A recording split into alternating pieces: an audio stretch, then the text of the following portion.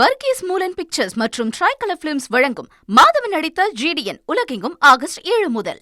தமிழ்நாடு அரசின் 2026-27 நிதியாண்டிற்கான வரவு செலவு திட்டத்தின் மொத்த மதிப்பு குறித்த விவரங்கள் வெளியாகியுள்ளன.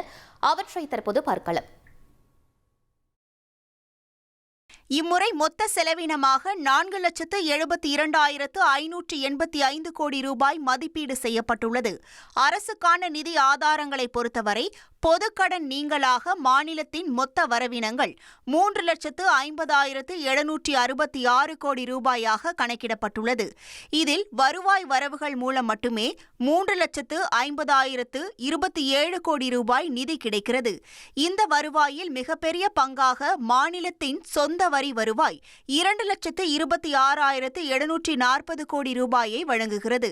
இது தவிர மத்திய வரிகளில் மாநிலத்தின் பங்காக 62,531 கோடி ரூபாயும் மத்திய அரசிடமிருந்து பெறப்படும் உதவி மானியங்களாக 32,921 கோடி ரூபாயும் மாநிலத்தின் சொந்த வரி அல்லாத வருவாயாக 27,835 கோடி ரூபாயும் அரசுக்கு வந்து சேர்கிறது. திட்டமிடப்பட்டுள்ள 4,72,585 கோடி ரூபாய் மொத்த செலவினத்தில் அதிகபட்சமாக உதவித்தொகைகள் மற்றும் மானியங்களுக்காக 1,74,494 கோடி ரூபாயும் நிதி ஒதுக்கப்பட்டுள்ளது.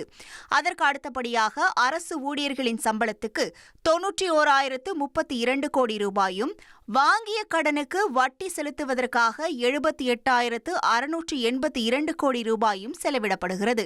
மேலும் ஓய்வூதியம் மற்றும் ஓய்வு கால பலன்களுக்காக 41,846 கோடி ரூபாயும், நிர்வாக செயல்பாடுகள் மற்றும் பராமரிப்பு செலவுகளுக்காக 19,748 கோடி ரூபாயும் ஒதுக்கப்பட்டுள்ளது. மாநிலத்தின் நீண்டகால உள்கட்டமைப்பை வலுப்படுத்தும் நோக்கில் மூலதன செலவினத்திற்காக 56,985 கோடி ரூபாய் ஒதுக்கப்பட்டுள்ளது. இதில் துறை வாரியாக பார்க்கும்போது சாலைகள் மற்றும் பாலங்கள் மேம்பாட்டிற்கு 19,242 கோடி ரூபாயும், குடிநீர் வழங்கல் திட்டங்களுக்கு 11,991 கோடி ரூபாயும் செலவிடப்பட உள்ளது.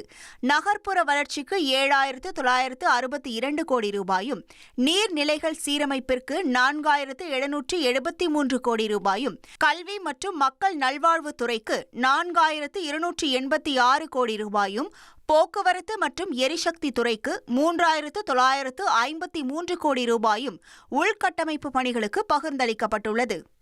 வர்கீஸ் மூலன் பிக்சர்ஸ் மற்றும் ட்ரைகலர் பிலிம்ஸ் வழங்கும் மாதவன் நடித்த GDN உலகெங்கும் ஆகஸ்ட் 7 முதல்.